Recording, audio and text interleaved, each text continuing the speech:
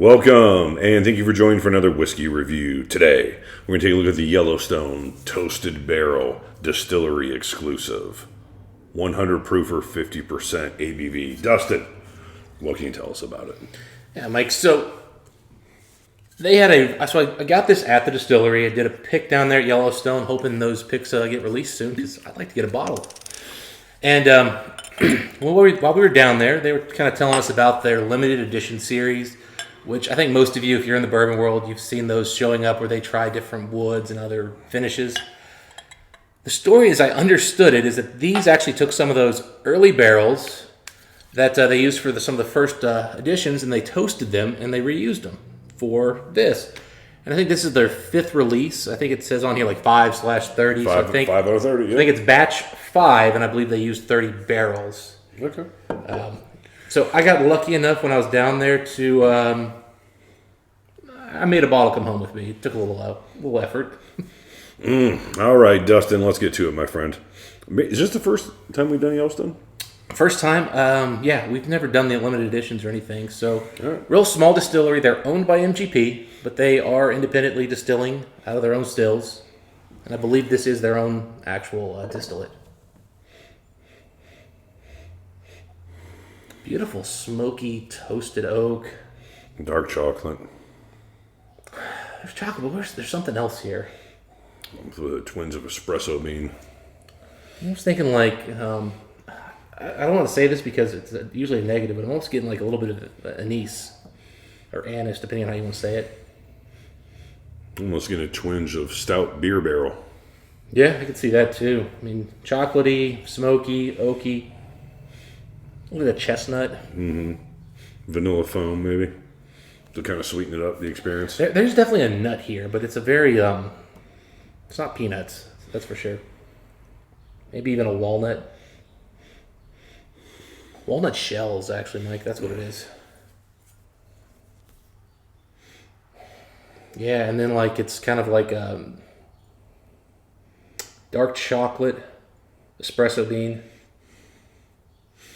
Yeah, it's almost like, so Rick was from Illinois, we had like big like walnut trees, and after they'd hit the ground, and like the squirrels would take the 2 seeds out of them, or wherever it was, like the shell would kind of dry out after a while. Yeah. It's like a dried walnut shell.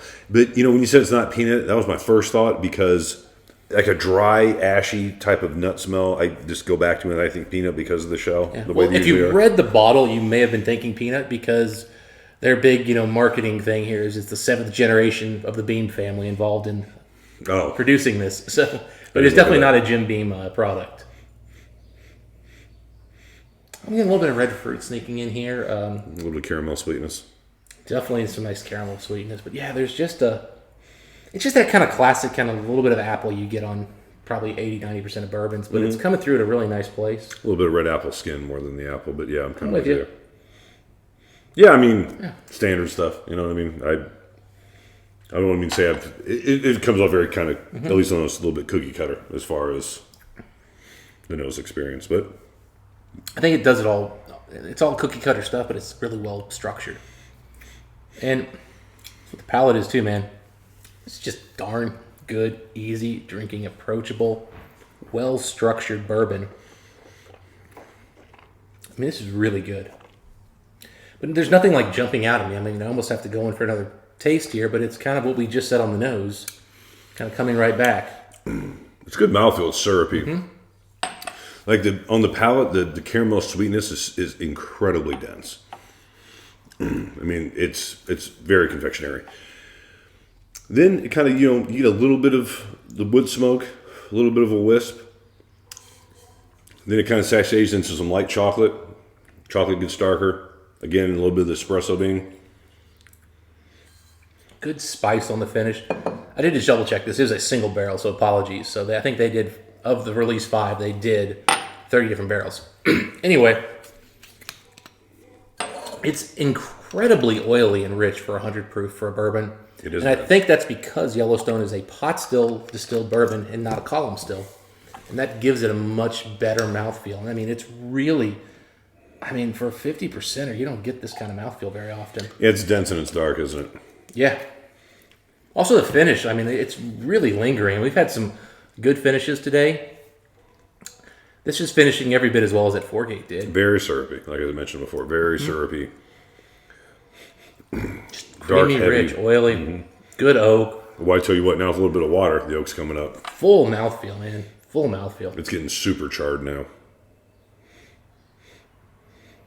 Oh, man. Burnt oak staves that's just secreting liquid caramel. Yeah, I'm getting some nice chocolate notes now, too. Like more vanilla and milk chocolate. Burnt Rolos. I can see that, too.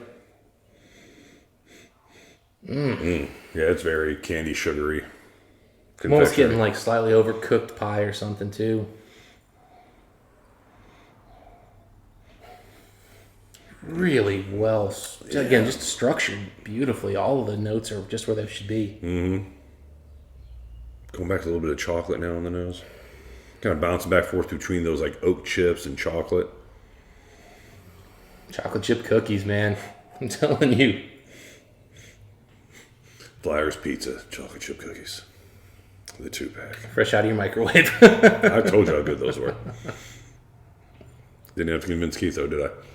Nah, Keith's easy to talk into a cookie.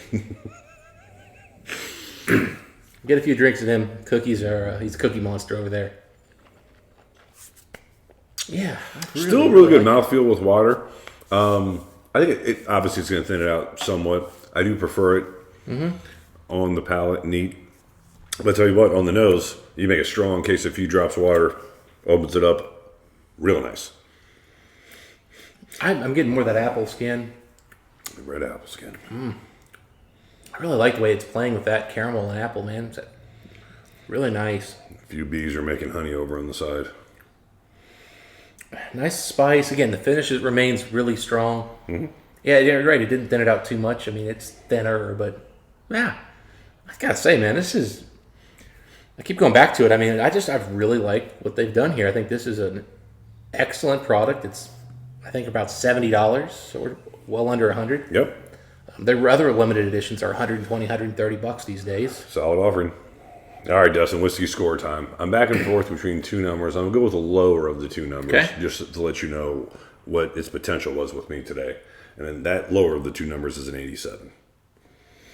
What do you got for me? Right there with you, 87. Yeah, good whiskey. Not great whiskey, but good whiskey. The thing is, there's not a flaw. There's no mistakes. There's no character issues here. It's a safe draft pick. It's a safe, yeah, you're right, safe draft pick, and it's, but it's doing stuff that I don't know what whiskey I'd buy to replace this. Like, what am I going to run out? What bourbon am I getting that's going to give me the same thing? Because some double oaked stuff or toasted barrel is way more oaky to where it's just kind of all about the oak. This is really about that really good pot stilled bourbon. Yeah, no, I had a Old Forester 1920 way more oaky yesterday than this. Yeah, I mean, I like the Old Forester stuff, but this is not much nicer. I agree. All right, those are our thoughts on this particular whiskey. If you guys had a chance to try it, let us know what you guys think. Dustin, until next time, what do we wish the folks? Happy drinking. We'll see you then.